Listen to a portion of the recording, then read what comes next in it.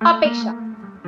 आपला जेव्हा जन्म होतो ना, त्यावेळी आपण जन्म का घेतला आहे, कोणतं काम करण्यासाठी आपण ह्या जगामध्ये का आलो आहोत, याचा खरं तर विसर पडतो आणि माणूस हा वासनांनी भरत जातो. काय करायचं आहे आणि काय नाही करायचं आहे, या मोहमायाच्या जगामध्ये माणूस अडकून जातो.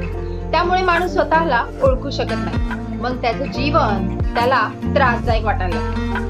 अशी व्यक्ती खूप जास्त चिंतित असते. माणूस स्वतःला ओळखत नाही, स्वतःची क्षमता सुद्धा विसरून जातात आणि त्याचमुळे ती व्यक्ती लोकांकडून अपेक्षा करायला लागते.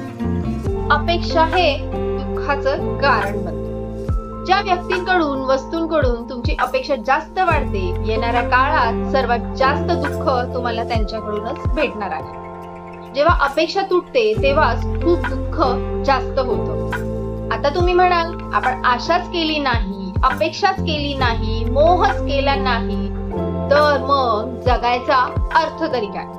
तुम्हाला जर सक्सेस पाहिजे असेल, तुम्हाला जर उंच उडी घ्यायची असेल, तर अपेक्षाही करायलाच पाहिजे, मोह हा करायलाच लागतो, आशाही ठेवायलाच लागते.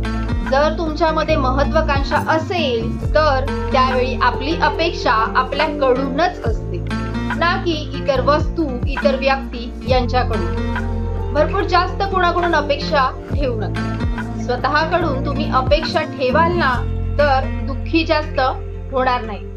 आपण ना इतरांकडून अपेक्षा ठेवतो आणि दुःख दुप्पट करून घेतो.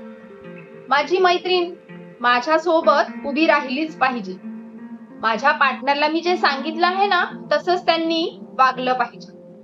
तुम्ही अपेक्षा ठेवाल किंवा तुम्ही जे विचार कराल तसं तुमची समोरची व्यक्ती तुमच्यासाठी करेलच. हा खूप जास्त मोह आहे. तुमचे हे विचार तुमच्या अपेक्षांना प्रोत्साहित करतात. आजकाल असं होतंय ना, की पालक आपल्या मुलांकडून फार अपेक्षा करतात. त्यांनी जे त्यांच्या आयुष्यात केलं नाही आहे त्या गोष्टी आपल्या मुलांकडून अपेक्षा, इच्छा पूर्ण करून घेतात. माझी सर्व पालकांना ना खरं तर नम्र विनंती आहे, तुमच्या इच्छा तुमच्या मुलांवर थोपवू नका. त्यांच्या विचारांनी त्यांना वाढू द्या, त्यांना फक्त योग्य मार्गदर्शन करा.